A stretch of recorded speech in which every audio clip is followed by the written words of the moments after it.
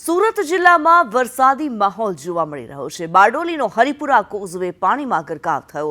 ઉકાઈ ડેમમાંથી તાપી નદીમાં પાણી છોડવામાં આવ્યું। ડેમની હાલની સપાટી 335.05 ફૂટ પર પહોંચી ચૂકી છે।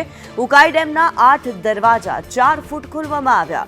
8 દરવાજામાંથી 75,508 ક્યુસેક પાણી છોડવામાં આવ્યું છે। તાપીમાં પાણી છોડાતા હરિપુરા કોઝવે પાણીમાં ગરકાવ થઈ ગયેલો જોવા મળી રહ્યો છે।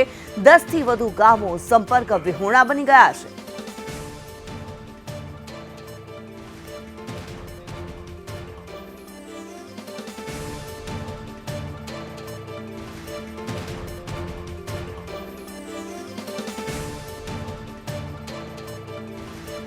યાસર અમારી સાથે જોડાયેલા છે વધુ વિગતો સાથે। યાસર, આપની પાસેથી જાણવા માંગીશું, સુરત જિલ્લામાં જે વરસાદી માહોલ જોવા મળી રહ્યો છે, સતત વરસાદ વરસી રહ્યો છે, કેવી પરિસ્થિતિ?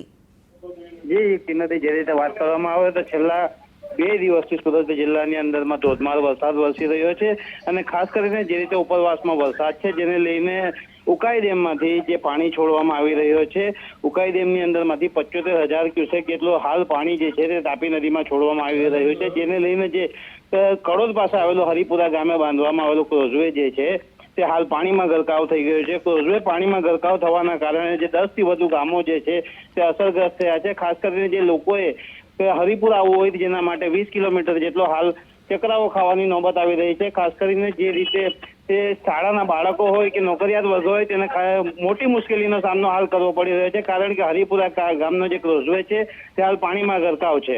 લોકો જે છે તે હવે રાહ જોઈ રહ્યા છે કે આ પાણી જે છે તે ક્યારે ઉતરે અને ફરી પાછો ક્રોઝવે ક્યારે ચાલુ થાય।